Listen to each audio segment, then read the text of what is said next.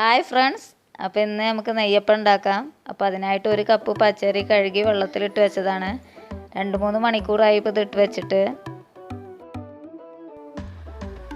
ഇനി ഇതിലേക്കുള്ള മധുരത്തിന് ഒരു 3 കട്ട ശർക്കര എടുത്തിട്ടുണ്ട്. ഇതിലേക്ക് ഒരു 1/2 കപ്പ് വെള്ളം ഒഴിച്ചു കൊടുത്തിട്ട് നന്നായിട്ടൊന്ന് മെൽറ്റ് ചെയ്തെടുക്കാം. അരിയിലുള്ള വെള്ളമൊക്കെ മാറ്റി ഇത് നമുക്കിനി ഒരു മിക്സിയുടെ ജാറിലേക്ക് ഇട്ട് കൊടുക്കാം.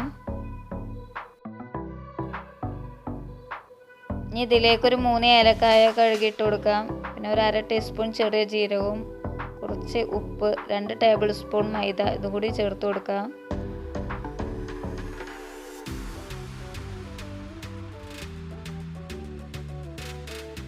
ശർക്കര മെൽറ്റ് ചെയ്തത് ഒരു അരിപ്പ വെച്ച് അരിച്ചെടുക്കാം. ഇതിൻ്റെ ചൂടെല്ലാം പോയിട്ടുണ്ട്. ഇത് മിക്സിയുടെ ജാറിലേക്ക് ഒഴിച്ചു കൊടുക്കാം.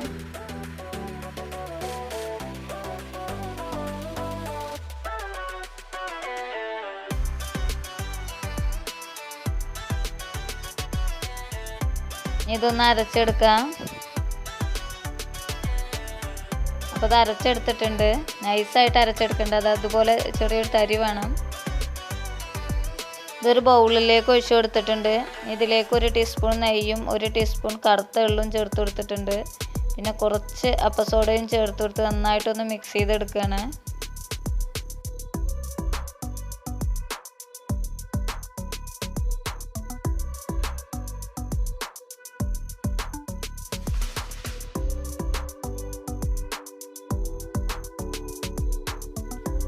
അപ്പം ഇതൊന്ന് അടച്ചു വെച്ച് അവിടെ ഒന്ന് മാറ്റി വെക്കാം.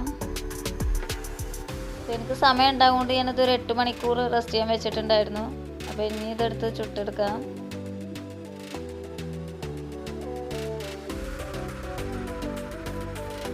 ഇത് നന്നായിട്ടൊന്ന് മിക്സ് ചെയ്ത് കൊടുക്കുകയാണ്.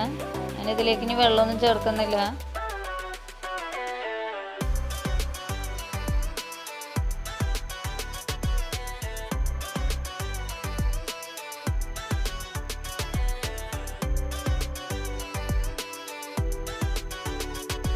അപ്പോൾ നെയ്യപ്പം ചുട്ടെടുക്കാൻ വേണ്ടിയിട്ട് ഒരു ചട്ടിയിൽ എണ്ണ ചൂടാൻ വെച്ചിട്ടുണ്ട്. ഇത് ചൂടായി വന്നിട്ടുണ്ട്. ഇതിലേക്ക് ഓരോ തവി ബാറ്റർ ഒഴിച്ചു കൊടുക്കാം.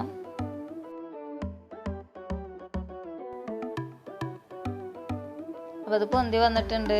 ഇതിൻ്റെ മുകളിലേക്ക് 1 ടീസ്പൂൺ വെച്ച് ഓയിൽ ഇങ്ങനെ ഒഴിച്ചു കൊടുക്കാം. അപ്പോൾ ഇതിൻ്റെ ഒരു ഭാഗമായി വന്നിട്ടുണ്ട്. ഇതൊന്ന് മറിച്ചിട്ട് കൊടുക്കുകയാണ്. ഹൈ ഫ്ലെയിമിൽ വെക്കേണ്ട, അതിൻ്റെ പുറമെല്ലാം കരിഞ്ഞു പോകും. ഇതിൻ്റെ ഉള്ളിൽ വെന്തിട്ടുണ്ടാവില്ല. അപ്പോൾ അത് കുറച്ച് സമയം എടുത്ത് തന്നെ കുക്ക് ചെയ്യാം.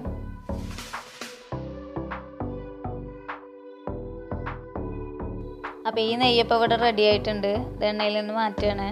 ഇതിൻ്റെ സൈഡെല്ലാം നല്ല ഭംഗിയിൽ വന്നിട്ടുണ്ട്. അപ്പോൾ ഇതുപോലെ തന്നെ ബാക്കിയുള്ള നെയ്യപ്പം നമുക്ക് ചുട്ടെടുക്കാം. ഈ ഒരളവ് വെച്ച് ഒരു 12 നെയ്യപ്പം ഉണ്ടാക്കാൻ പറ്റിയിട്ടുണ്ട്.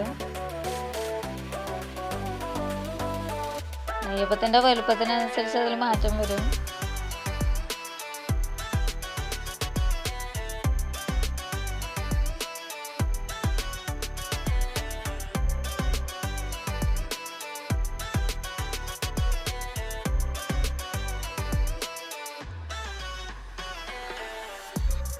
അപ്പോൾ നമ്മുടെ നെയ്യപ്പം എല്ലാം ഇവിടെ ചുട്ടെടുത്തിട്ടുണ്ട്.